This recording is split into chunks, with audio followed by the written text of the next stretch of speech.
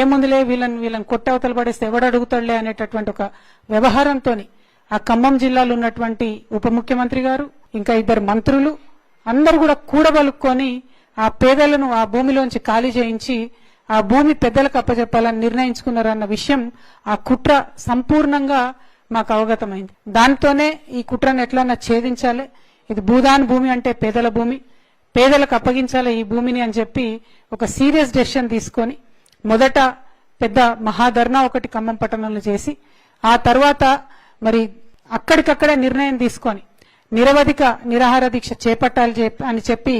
అక్కడ మొదలు పెట్టడం జరిగింది. మరి అక్కడ ఎక్కడైతే బాధితులు ఉన్నారో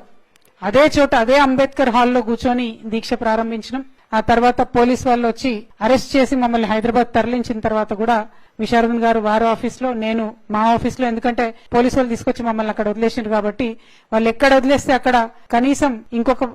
ఇంటి దగ్గర కానీ ఇంకో దిక్కుపోకుండా ఇమీడియట్ గా పోయి దీక్షా శిబిరంలో కూర్చొని అట్లానే దీక్ష కంటిన్యూ చేసినటువంటి సందర్భం తెలంగాణ ప్రజలందరూ కూడా తెలిసిందే.